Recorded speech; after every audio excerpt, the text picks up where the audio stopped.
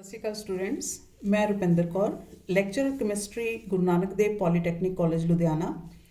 ਅੱਜ ਸਟੂਡੈਂਟ ਆਪਾਂ ਜਿਹੜਾ ਟੌਪਿਕ ਡਿਸਕਸ ਕਰਨਾ ਹੈ ਉਸ ਟੌਪਿਕ ਦਾ ਨਾਮ ਹੈ shapes of S and P orbitals. Right, S ਔਰ ਪੀ ਆਰਬਿਟਲਸ ਦੀਆਂ ਸ਼ੇਪ ਕੀ ਹੁੰਦੀਆਂ ਉਹਨਾਂ ਬਾਰੇ ਡਿਸਕਸ਼ਨ ਕਰਨੀ ਹੈ। ਸੋ ਆਰਬਿਟਲਸ ਮੈਂ ਤੁਹਾਨੂੰ ਦੱਸਿਆ ਸੀਗਾ ਕਿ ਆਪਾਂ S P D F type ਦੇ ਆਰਬਿਟਲ ਡਰਾ ਕੀਤੇ ਸੀਗੇ। ਇਹਦੇ 'ਚ ਜਿਸ ਤਰੀਕੇ ਦੇ ਨਾਲ ਮੈਂ ਇਸ ਟੌਪਿਕ ਨੂੰ ਲਿਖਿਆ ਹੈ ਤੁਸੀਂ ਪਲੀਜ਼ ਉਹਨੂੰ ਉਸੇ ਤਰੀਕੇ ਨਾਲ ਯਾਦ ਕਰ ਲਿਓ। ਤੁਹਾਡੀ ਬੁੱਕ ਦੇ ਵਿੱਚ ਪੈਰਾਗ੍ਰਾਫ ਦੀ ਤਰ੍ਹਾਂ ਦਿੱਤਾ ਹੋਇਆ, ਮੈਂ ਥੋੜ੍ਹਾ ਜਿਹਾ ਇਹਨੂੰ ਪੁਆਇੰਟ ਬਣਾ ਕੇ ਡਿਸਕਸ ਕਰਨ ਦੀ ਕੋਸ਼ਿਸ਼ ਕੀਤੀ ਹੈ। ਸੋ ਪਹਿਲਾਂ ਆਪਾਂ ਜਿਹੜੇ ਆਰਬਿਟਲ ਦੀ ਸ਼ੇਪ ਡਿਸਕਸ ਕਰਨ ਲੱਗੇ ਹਾਂ ਦੈਟ ਇਜ਼ ਐਸ ਆਰਬਿਟਲ। ਰਾਜੇ ਐਸ ਆਰਬਿਟਲ ਦੀ ਸ਼ੇਪ ਸਫੈਰੀਕਲ ਸਿਮੈਟ੍ਰੀਕਲ ਹੁੰਦੀ ਆ, ਜਸਟ ਲਾਈਕ ਏ ਬਾਲ। ਜਿੱਦਾਂ ਸਾਡੇ ਕੋਲ ਕੋਈ ਬਾਲ ਹੁੰਦੀ ਆ, ਬਾਲ ਦਾ ਸਟਰਕਚਰ 3 ਡਾਇਮੈਂਸ਼ਨਲ ਹੁੰਦਾ ਹੈ, ਇਸੇ ਤਰੀਕੇ ਦੇ ਨਾਲ ਐਸ ਆਰਬਿਟਲ ਦੀ ਸ਼ੇਪ ਜਿਹੜੀ ਆ ਸਫੈਰੀਕਲ ਸਿਮੈਟ੍ਰੀਕਲ ਹੁੰਦੀ ਆ ਬਾਲ ਦੀ ਤਰ੍ਹਾਂ। ਮਤਲਬ ਤਿੰਨਾਂ ਐਕਸਿਸ ਦੇ ਅਲੋਂਗ ਇਲੈਕਟ੍ਰੋਨ ਦੇ ਹੋਣ ਦੀ ਸੰਭਾਵਨਾ ਇੱਕੋ ਜਿਹੀ ਹੁੰਦੀ ਹੈ। Right, so s orbital is spherical symmetrical in shape just like a ball. That is, probability of finding the electron is same in all the directions. Right? ਹੁਣ s orbital ਵਾਸਤੇ l ਦੀ ਵੈਲਿਊ ਅਸੀਂ ਹੁਣੇ ਮੇਰੀ ਪਿਛਲੀ video ਦੇ ਵਿੱਚ ਸਮਝਾਈ ਸੀ। ਜੇ l ਦੀ ਵੈਲਿਊ 0 ਹੋਵੇ ਤਾਂ ਸਾਡੇ ਕੋਲ ਸਬਸ਼ੈਲ s ਹੁੰਦਾ। ਠੀਕ ਹੈ, ਔਰ ਐਸ ਸਬਸ਼ੈਲ ਦੇ ਨਾਲ ਰਿਲੇਟਿਡ ਜਿਹੜਾ ਆਰਬਿਟਲ ਹੈ ਉਹਨੂੰ ਅਸੀਂ ਐਸ ਦਿੰਦੇ ਹਾਂ, ਨਾਮ ਕੀ ਦਿੰਦੇ ਹਾਂ ਐਸ ਆਰਬਿਟਲ। ਜੇ ਐਲ 0 ਹੋਵੇ ਤਾਂ ਐਮ ਦੀ ਵੈਲਿਊ ਵੀ 0 ਹੁੰਦੀ ਹੈ। ਇਹਦਾ ਮਤਲਬ ਜਿਹੜਾ ਐਸ ਆਰਬਿਟਲ ਐਸ ਸਬਸ਼ੈਲ ਹੈ ਇਹਦੇ 'ਚ ਇੱਕੋ ਹੀ ਆਰਬਿਟਲ ਹੁੰਦਾ। ਮਤਲਬ ਇਹਨੂੰ ਜਦੋਂ ਅਸੀਂ ਡਰਾ ਕਰਦੇ ਹਾਂ ਇੱਕੋ ਹੀ ਸਰਕਲ ਨਾਲ ਡਰਾ ਕਰਦੇ ਹਾਂ। ਸੋ as m has a single value, so s subshell has only one orbital. ਇਹਦਾ ਮਤਲਬ ਜੇ m ਦੀ ਵੈਲਿਊ ਇੱਕੋ ਹੀ ਆਈ ਹੈ, ਇਹਦਾ ਕਹਿਣ ਦਾ ਮਤਲਬ ਜਿਹੜਾ s subshell ਹੈ ਉਹਦੇ 'ਚ ਇੱਕੋ ਹੀ ਘਰ ਡਰਾ ਕਰਾਂਗੇ, ਇੱਕੋ ਹੀ ਸਰਕਲ ਨਾਲ ਉਹਨੂੰ ਅਸੀਂ ਡਰਾ ਕਰਾਂਗੇ। s orbital is spherical symmetrical, that is probability of finding the electron is same in all the direction. ਮਤਲਬ ਤਿੰਨਾਂ ਐਕਸਿਸ ਦੇ ਅਲੋਂਗ ਇਲੈਕਟ੍ਰੋਨ ਦੀ ਹੋਣ ਦੀ ਸੰਭਾਵਨਾ ਇੱਕੋ ਜਿਹੀ ਹੁੰਦੀ ਆ। ਇਸ ਕਰਕੇ ਇਸ ਆਰਬਿਟਲ ਦੀ ਜਿਹੜੀ ਸ਼ੇਪ ਹੈ ਉਹ ਅਸੀਂ ਕੀ ਲਗਾਉਂਦੇ ਆ, ਸਫੈਰੀਕਲ ਸਿਮੈਟ੍ਰੀਕਲ। ਹੁਣ ਜੇ ਅਸੀਂ ਇਹਦੇ ਸਾਈਜ਼ એનર્ਜੀ ਦੇ ਬਾਰੇ ਗੱਲ ਕਰੀਏ, the size and energy of S orbital goes on increasing as the value of N goes on increasing.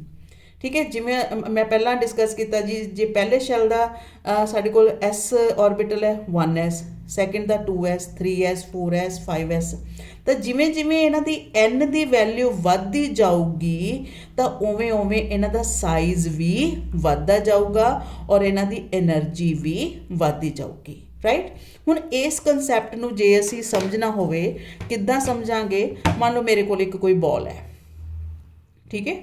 ਸੋ ਉਸ ਬਾਲ ਦਿਸ ਇਜ਼, ਇਹਨੂੰ ਮੈਂ ਕਿਹੜਾ ਆਰਬਿਟਲ ਮੰਨ ਲਿਆ? ਪਹਿਲੇ ਨੰਬਰ 'ਤੇ ਪ੍ਰੈਜ਼ੈਂਟ ਹੈ, ਦਿਸ ਇਜ਼ 1s। ਰਾਈਟ, ਇੱਕ ਹੋਰ ਬਾਲ ਲਿੱਤੀ, ਉਹਨੂੰ ਮੈਂ ਅੱਧਾ ਅੱਧਾ ਕੱਟ ਲਿਆ, ਅੰਦਰੋਂ ਖਾਲੀ ਆਉ ਬਾਲ। ਰਾਈਟ, ਔਰ ਉਹਨੂੰ ਇਸ ਦੇ ਵਿੱਚ ਪਰੋਤਾ, ਉਹ ਇਹਦੇ ਉੱਪਰ ਆ ਜਾਊਗਾ। ਇਦੋਂ ਵੱਡੇ ਸਾਈਜ਼ ਦੀ ਬਾਲ ਹੈ, ਉਹਦੇ 2 ਹਾਫ ਕੀਤੇ, 2 ਹਾਫ ਕਰਕੇ ਮੈਂ ਇਹਨੂੰ ਇਹਦੇ ਉੱਤੇ ਜੋੜ ਦਿੱਤਾ। ਆ ਪਹਿਲਾ ਜਿਹੜਾ ਸੀ ਚੀਜ਼ 1s ਹੈ, ਇਹਦੇ ਉੱਪਰ ਜਿਹੜੀ ਦੂਸਰੀ ਬਾਲ ਸਪੋਜ਼ ਸਫੈਰੀਕਲ ਬਾਲ ਹੁੰਦੀ ਆ ਤਾਂ ਇਹਦੇ ਉੱਤੇ ਜਿਹੜਾ ਆਰਬਿਟਲ ਹੈ that orbital is non as 2s। ਜੇ ਇਸ ਤੋਂ ਉੱਪਰ ਇੱਕ ਤੀਸਰੀ ਬਾਲ ਉਦੋਂ ਵੱਡੇ ਸਾਈਜ਼ ਦੀ ਅਸੀਂ ਕੈਪ ਕਰ ਦਈਏ, right, so that will be 3s। ਠੀਕ, ਇਸੇ ਤਰ੍ਹਾਂ 4s, ਇਦੋਂ ਅਗਲਾ ਜਿਹੜਾ ਹੋਊਗਾ ਦੈਟ ਵਿਲ ਬੀ 4s। ਹੁਣ ਇਹਦੇ 'ਚੋਂ ਸਾਰਿਆਂ ਨਾਲੋਂ ਸਾਈਜ਼ 'ਚ ਵੱਡਾ ਕੌਣ ਹੈ? 4s। ਤਾਂ ਜਿੰਨੀ ਇਹਦੀ n ਦੀ ਵੈਲਿਊ ਲਾਰਜ, ਉਨਾ ਇਹਦਾ ਸਾਈਜ਼ ਵੀ ਵੱਡਾ, ਔਰ ਜਿੰਨੀ ਇਹਦੀ ਨਿਊਕਲੀਅਸ ਦੇ ਸੈਂਟਰ ਤੋਂ ਡਿਸਟੈਂਸ ਵੱਧਦਾ ਜਾਂਦਾ ਉਨੀ ਇਹਦੀ એનર્ਜੀ ਵੀ ਇਨਕਰੀਜ਼ ਹੁੰਦੀ ਜਾਂਦੀ ਹੈ। ਤਾਂ ਜਿਹੜੀ ਚੀਜ਼ ਜਿੰਨੀ ਜ਼ਿਆਦਾ ਨਿਊਕਲੀਅਸ ਦੇ ਕੋਲ ਹੋਊਗੀ ਉਨੀ ਉਹਦੀ એનર્ਜੀ ਘੱਟ ਹੋਊਗੀ, ਜਿਹੜੀ ਚੀਜ਼ ਜਿੰਨੀ ਜ਼ਿਆਦਾ ਨਿਊਕਲੀਅਸ ਤੋਂ ਪਰਾਂ ਹੋਊਗੀ ਉਨੀ ਉਹਦੀ એનર્ਜੀ ਜ਼ਿਆਦਾ ਹੋਊਗੀ। ਹੁਣ ਇਹਨਾਂ ਆਰਬਿਟਲ ਦੇ ਵਿੱਚ ਅਸੀਂ ਕੁਝ ਖਾਲੀ ਸਪੇਸ ਵੀ ਮੈਂਸ਼ਨ ਕੀਤੀ ਹੈ। ਠੀਕ, ਔਰ ਇਹ ਉਹ ਸਪੇਸ ਹੈ ਜਿਹਨੂੰ ਅਸੀਂ ਕਹਿੰਦੇ ਹਾਂ ਨੋਡ। ਰਾਈਟ, ਆਹ ਜਿਹੜੀਆਂ ਚੀਜ਼ਾਂ ਲਾਈਨਾਂ ਦਿਖਾਈਆਂ ਇਹ ਕੀ ਹੈ? ਆਰਬਿਟਲਸ। ਜਿਹੜੀ ਖਾਲੀ ਸਪੇਸ ਹੈ ਇਹਨੂੰ ਕੀ ਦਿਖਾਇਆ? ਨੋਡ ਅਸੀਂ ਕਹਿੰਦੇ ਹਾਂ। So what are the nodes? This is the space around the nucleus where probability of finding the electron is 0. So what is the node? Node is the space around the nucleus where probability of finding the electron is 0. So nucleus ਦੇ ਦੁਆਲੇ ਉਹ ਜਗ੍ਹਾ ਜਿੱਥੇ electron ਦੀ ਹੋਣ ਦੀ ਸੰਭਾਵਨਾ 0% ਹੈ ਉਸ ਖਾਲੀ ਜਗ੍ਹਾ ਨੂੰ ਅਸੀਂ ਕੀ ਕਹਿੰਦੇ ਆ ਨੋਡ ਕਹਿੰਦੇ ਆ right the space between two successive orbitals are separated by a nodal plane or by a node. So what is a node? It is the space around the nucleus where probability of finding the electron is 0. Or number of node in an orbital can be calculated by the formula. Number of node किद्दां calculate करने आ n minus l minus 1. केड़ा formula लगाना सी n minus l minus 1. How you can calculate it?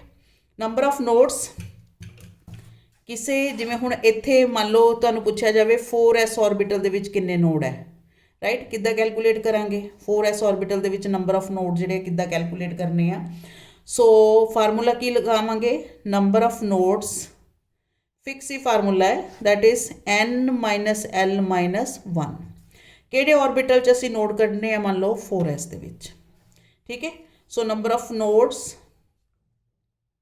Formula की लगाना n minus l minus 1 n कितना साढ़े कोल 4 l की value इस वास्ते कितनी होंगी है 0 minus 1 4 minus 1 is equal to 3 so 4s तो पहला किन्ने नोड आते हैं 3 ये ਅਸੀਂ फार्मूले के थ्रू कैलकुलेट कर लिया सानू बार बार डायग्राम ड्रॉ करने की जरूरत नहीं हैगी जे तुसी असल दे विच भी देखो किन्ने नोड है 1 2 3 राइट इस तरह जे तुहानू पूछा जाए number of nodes in 5p 5s right 5s ਦੇ ਵਿੱਚ ਨੰਬਰ ਆਫ ਨੋਡ ਕੈਲਕੂਲੇਟ ਕਰੋ ਫਾਰਮੂਲਾ ਕੀ ਲਗਾਣਾ ਹੈ n number of nodes is equal to n minus l minus 1 n ਦੀ ਵੈਲਿਊ ਮੂਰੇ ਕਿੰਨਾ 5 s ਵਾਸਤੇ l ਦੀ value 0 minus 1 is equal to ਕਿੰਨਾ ਆ ਗਿਆ 4 ਨੋਡ ਜੇ ਮਤਲਬ ਇੱਥੇ 5 ਵੀ ਹੁੰਦਾ ਤਾਂ ਕਿੰਨੇ ਨੋਡ 5s ਹੁੰਦਾ ਲਿਖਿਆ ਹੋਇਆ 1 2 3 and 4 so this is the way how you can calculate the number of nodes ਇਹ ਵੀ ਕਈ ਵਾਰ ਪੇਪਰ ਦੇ ਵਿੱਚ ਨੂਮੈਰੀਕਲ ਜਿਹੜੇ ਆ ਉਹ ਆ ਜਾਂਦੇ ਆ